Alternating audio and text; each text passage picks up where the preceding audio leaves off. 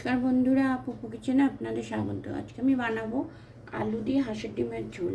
এখানে আমি 7টা হাঁসের ডিম আমি সেদ্ধ করে হলুদ মাখিয়ে রেখেছি। এখানে আমি আলু এইভাবে কেটে একটু বয়েল করে রেখেছি।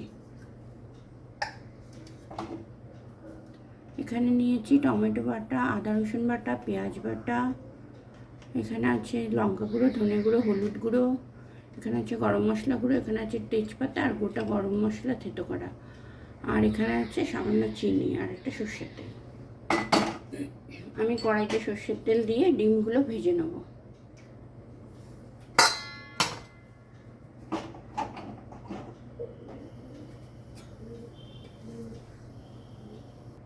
তেল গরম হয়ে গেছে, এবার আমি ডিমগুলো দিয়ে দিচ্ছি।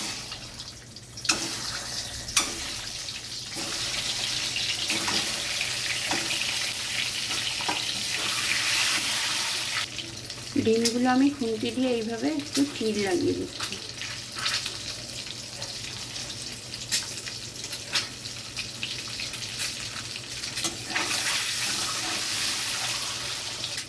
ডিমগুলো হালকা ভাজা হয়ে গেছে, এবার আমি তুলে নেব।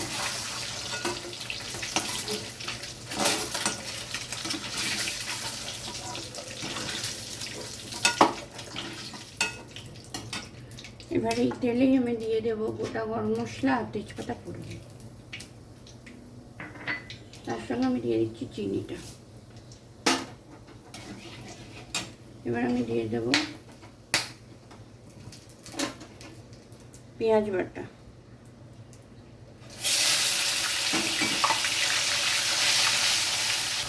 এবার আমি দিয়ে দিচ্ছি গুঁড়ো মশলাগুলো।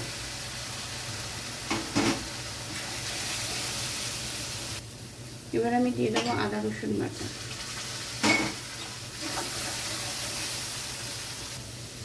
মশলা একটু ভাজা হয়ে গেছে, এবার আমি টমেটোটা দিয়ে আর একটু মশলাটা ভেজে নেব।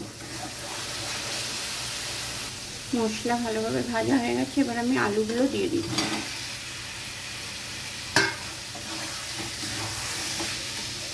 এর সাথে আমি দিয়ে দেবো লবণ।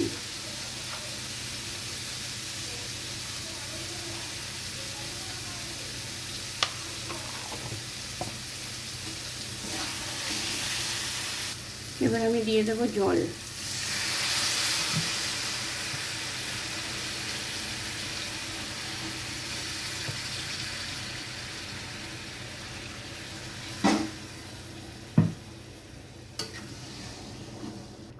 এবার আমি এটা 2 মিনিটের জন্য ঢেকে দিলাম।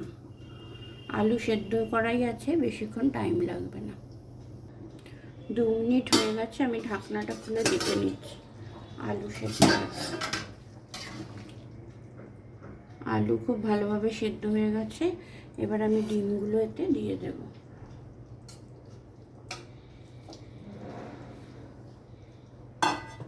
তার সঙ্গে আমি দিয়ে দিচ্ছি গুঁড়ো গরম মশলা।